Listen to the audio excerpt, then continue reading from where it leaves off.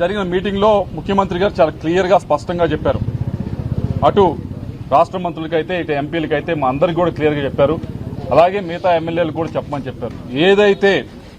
ఏదైతే ఈ వైలెన్స్ ఏదైతే ఉన్నాయో ఇవన్నీ కూడా ఎక్కడా కూడా ఉపేక్షించేది లేదు. తప్పకుండా కూడా ముఖ్యమంత్రి గారు ఆయనే చెప్పారు, నేనే దీనిపైన దృష్టి పెడతాను, ఎటువంటి విధంగా కూడా లా అండ్ ఆర్డర్ అనేది పూర్తి కంట్రోల్లో ఉంచేదానికి అన్ని విధాలు కూడా మనం కృషి చేస్తామని చెప్పడం జరిగింది.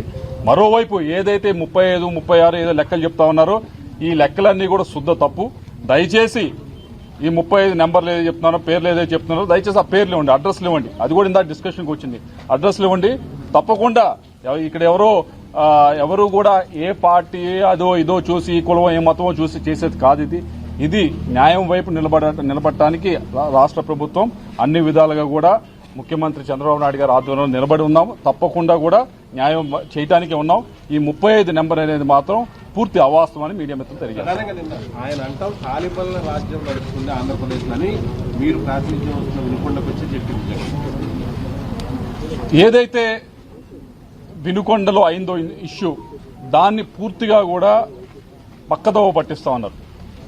ఏదైతే విషయం జరిగిందో అది ఈ రోజు పుట్టిన విషయం కాదు. గడిచిన 2 సంవత్సరాల నుంచి కూడా ఇది నడుస్తూ ఉంది.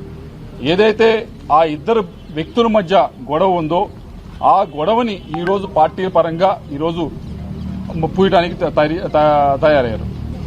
ఎవరైతే మొన్న హంతకుడు ఉన్నాడో ఆయన పార్టీ ఏదైతే అంటరా ఉన్నాడో ఆయన పెద్ద యాక్టివ్ పొలిటీషియన్ కాదు. మీ అందరికీ తెలిసిందే, ఎవరో కుర్రాడు. మరోవైపు ఏదైతే ఇష్యూ జరిగిందో అది గడిచిన 2 సంవత్సరాల నుంచి వాళ్ళిద్దరి మధ్య వాళ్ళ గ్రూప్స్ మధ్య జరుగుతూ ఉంది.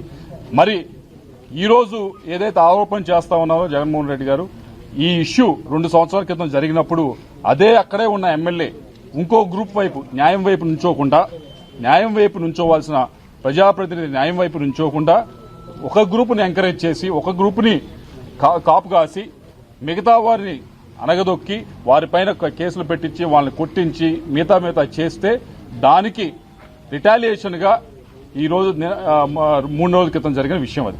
దీన్ని ఎవరూ కూడా ప్రతి ఒక్కరూ వెళ్లారు, మాట్లాడారు, చూశారు. మీడియా మిత్రులు మీకు కూడా తెలుసు అక్కడ యాక్చువల్గా ఏం జరిగిందో. దానికి అనవసరంగా తెలుగుదేశం పార్టీ తీసుకొచ్చి దానికి ఏదో దానికి ఒక కలర్ వేయడానికి ప్రయత్నిస్తున్నారు. అది పూర్తి అవాస్తవం అని చెప్పి తెలుసుకోవాలని చెప్పి వైఎస్ఆర్సీపీ నాయకులు కార్యకర్తలు అందరూ కూడా తెలుసుకోవాలని